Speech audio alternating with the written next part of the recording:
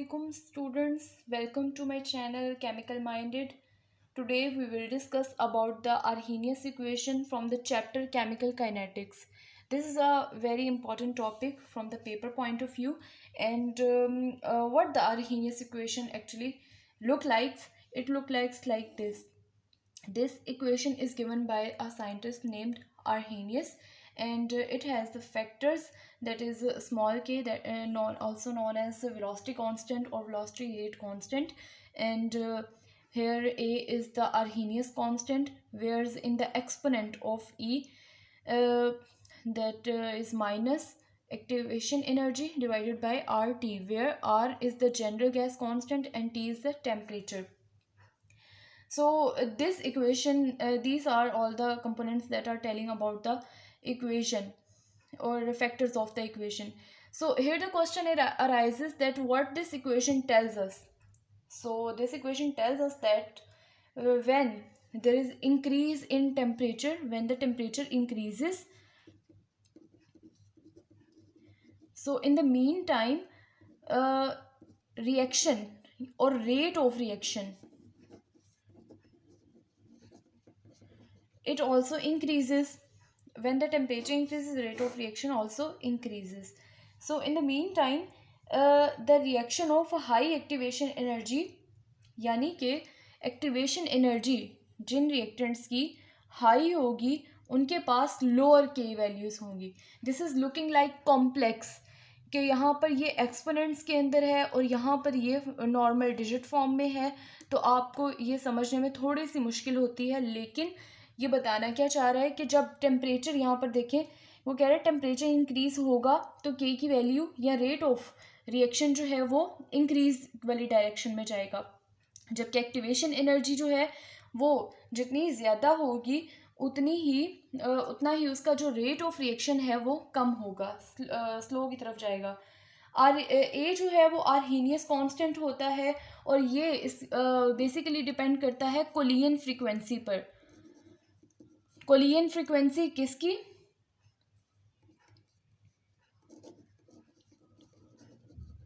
Collision frequency of the reacting molecules or the reacting atoms that are going to collide with each other. और जिस frequency से, जिस energy से वो एक दूसरे के साथ कोलाइड कर रहे हैं, उसके ऊपर आर्हीनियस कांस्टेंट डिपेंड करता है.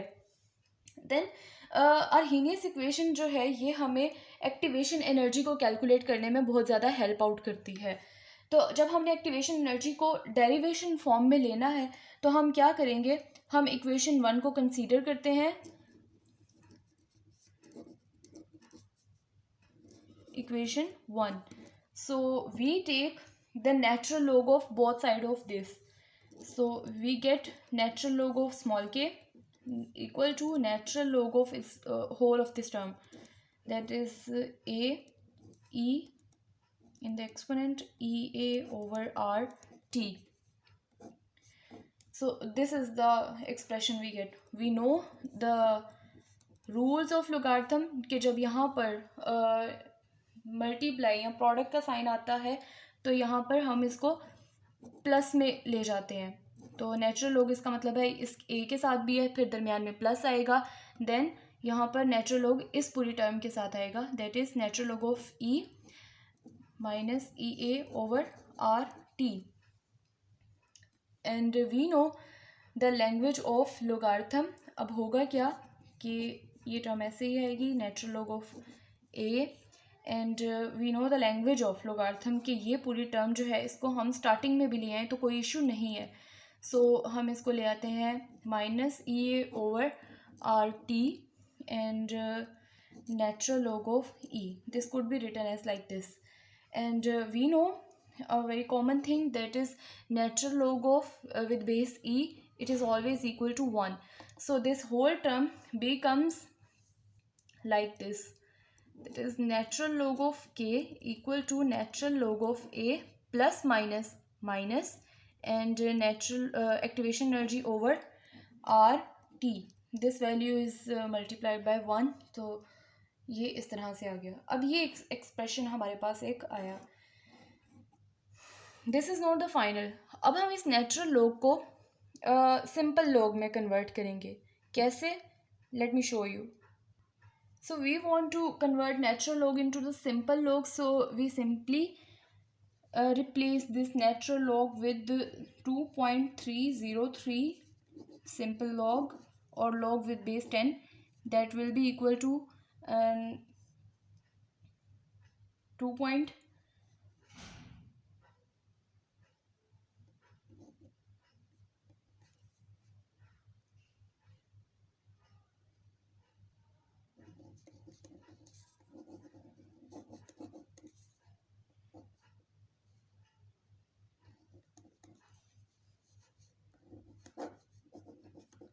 सो जहाँ जहाँ नेचुरल लॉग की वैल्यूज़ आ रही थी हमने वहाँ पर उनको रिप्लेस करके सिंपल लॉग की वैल्यू के साथ एक्सचेंज कर दिया। अब यहाँ पर हम क्या करेंगे, हम इस पूरी टर्म को, ये पूरी इक्वेशन को 2.303 के साथ डिवाइड कर देंगे। So what will happen, 2.303 log of k divided by 2.303 and 2.303 log of a divided by 2.303 and minus activation energy are T, and इसको भी हम 2.303 के साथ डिवाइड कर देंगे। सो यहाँ पर हो क्या रहा है, ये इसके साथ कैंसिल आउट हो जाएगा एंड ये इसके साथ कैंसिल आउट हो जाएगा। फाइनल इक्वेशन जो हमारे पास आएगी हम उसको ज़रा रीअरेंज करके लिख लेते हैं। सो रीअरेंजिंग करने पर log of k that will be equal to minus activation energy divided by 2.303 R T plus log of A. So this is the final form of equation. अब इस इक्वेशन को हम रिलेट करेंगे किससे, इक्वेशन ऑफ स्ट्रेट लाइन से। Equation of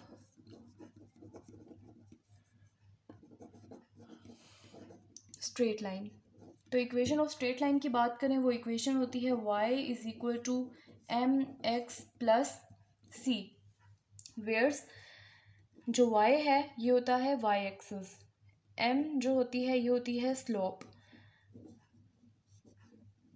और x होता है x एक्सिस, जबकि जो c है ये हमारे पास होता है इंटरसेप्ट। अब ये लैंग्वेज कहाँ पर यूज़ होती है, y axis, slope, x axis and intercept, you are getting in the right direction. ये सब टर्म्स जो हैं ये ग्राफिकल मेथड्स के अंदर यूज़ होती हैं। तो जब हम एक ग्राफिकल फॉर्म ड्रॉ करते हैं इस इक्वेशन की, हम इसको रिलेट कर रहे हैं इसके साथ, जहाँ पर जो y है हम लोग k को y एक्सिस के अलोंग लेंगे, उसके बाद यहाँ पर हम इसको ज़रा इस तरह से डिवाइड करके लिख लेते हैं। अगर हम इसको लिखते हैं कि ये 1/t है, तो ये सारी टर्म जो होगी ये हमारे पास आ जाएगी m के इक्वल, और 1/t जो है ये हमारे पास आ जाएगा x के इक्वल। यानी 1/t जो है इसको हम x एक्सिस के अलोंग ड्रॉ कर सकते हैं, और जब स्ट्रेट लाइन कर्व आएगी हमारे पास तो हमारे पास वहाँ से एक स्लोप निकलेगी, और ये हमारे पास एक्चुअली स्लोप की वैल्यू होगी m की, e-EA/2.303 r। एक्चुअली ये वैल्यूज़ जो हैं ये किसी भी रिएक्शन के लिए कांस्टेंट होती हैं। आर तो वैसे ही कांस्टेंट है, ये वैसे कांस्टेंट है, और एक्टिवेशन एनर्जी हर रिएक्शन के लिए एक अलग होती है। और log ए जो है ये आ रहा है थर्ड पे इंटरसेप्ट की स्पेस पर, तो वो भी हम अभी ग्राफ ड्रॉ करेंगे तो उसके अंदर हम आपको अच्छी तरह से उसकी रिप्रेजेंटेशन के बारे में बता सकते हैं।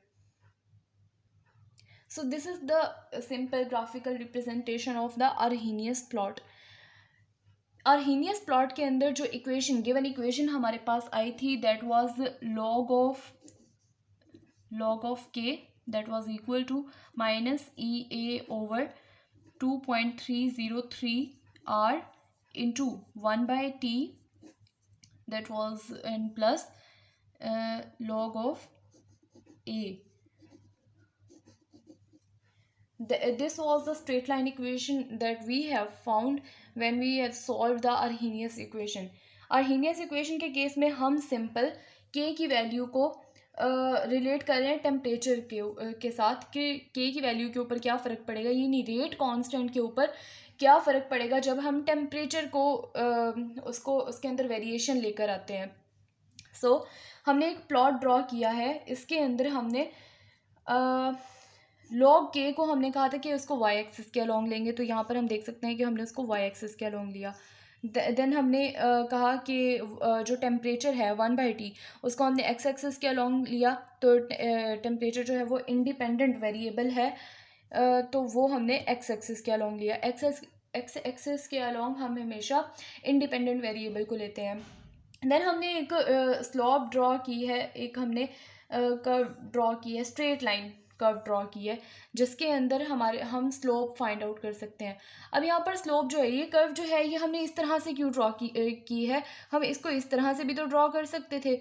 यहाँ पर इसको left hand to right, bottom right पर जाने का मकसद ये है कि हमारे पास यहाँ पर जो स्लोप की वैल्यू आ रही थी वो नेगेटिव में थी, और जब यहाँ पर नेगेटिव आती है स्लोप की वैल्यू, तो जो कर्व होती है वो इस तरह से लेफ़्ट टू राइट ड्रॉ की जाती है। देन जो स्लोप होती है वो इक्वल होती है टेंजेंट थीटा के। अब ये थीटा कौन सा है, आप जहाँ पर जो कर्व लाइन होती है वो वाई एक्सिस को कट करती है, हम उसके बिल्कुल वाई एक्सिस के और उन दोनों पॉइंट्स को जहाँ पे वो एक दूसरे को कट कर रही हैं वहाँ से एक लाइन ड्रॉ करते हैं parallel to the x axis. ठीक है, तो यहाँ से हमने एक पैरेलल लाइन ड्रॉ की और हमने इस पैरेलल लाइन से लेकर इस लाइन तक का थीटा फाइंड आउट किया। That was more than 90 degree, यानी वो 90 डिग्री से ज़्यादा का एंगल बन रहा था, तो इसका मतलब है कि हमारे पास जो स्लोप की वैल्यू आएगी वो नेगेटिव होगी। देन हमारे पास यहाँ पर जो थीटा की वैल्यू आएगी उसको हम tan के अंदर पुट करके स्लोप की वैल्यू इजीली निकाल सकते हैं। अब हम जा रहे हैं बेसिकली एक्टिवेशन एनर्जी की कैलकुलेशन के ऊपर। तो जब हम यहाँ से थीटा निकाल लेंगे तो थीटा फाइंड आउट करने के बाद हमारे पास स्लोप की वैल्यू आ जाएगी। अब आपके पास फॉर्मूला है स्लोप का, then slope is equal to activation energy minus activation energy over 2.303 R. अब स्लोप की वैल्यू जब आपके पास आ जाएगी तो आप इसको रीअरेंज कर लें, दैट इज एक्टिवेशन एनर्जी ये दूसरी तरफ जाएगा तो मल्टीप्लाई हो जाएगा, then we will find that minus slope minus में होगी and it will be multiply by 2.303 R, और यहाँ से हम इजीली एक्टिवेशन एनर्जी को फाइंड आउट कर सकते हैं। So this was all about the Arrhenius equation के आर्हेनियस इक्वेशन को यूज़ करते हुए हम एक्टिवेशन एनर्जी की वैल्यू को फाइंड आउट कर सकते हैं। यहाँ पर एक और चीज़, the straight lines that are of different reactions will have different slopes and different activation energy values. The unit of slopes are in the Kelvin. तो स्लोप का यूनिट जो होगा वो केल्विन में होगा। सिंपली आप उसको कैलकुलेट भी कर सकते हैं, जैसा कि एनर्जी एक्टिवेशन एनर्जी का यूनिट होता है जूल पर मोल, जूल एंड पर मोल। एंड जो नीचे आपके पास वैल्यूज़ गिवन है, एक कांस्टेंट है और आपके पास रेट कांस्टेंट है। देन रेट कांस्टेंट को जब आप ओवरऑल डिराइव करेंगे it will be joule per kelvin per मोल।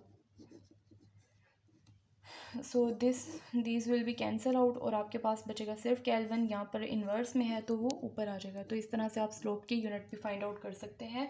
और एक्टिवेशन एनर्जी की बात करें तो हर रिएक्शन की एक्टिवेशन एनर्जी डिफरेंट होती है। And this was all about the Arrhenius equation. हमने देखा कि टेम्परेचर का क्या इफ़ेक्ट होता है और आर्हेनियस इक्वेशन को यूज़ करते हुए हम एक्टिवेशन एनर्जी की वैल्यू किस तरह से फाइंड आउट कर सकते हैं। Thank you so much for listening. And if you have not subscribed my channel, then please subscribe it, like the videos and comment. Thank you so much for listening.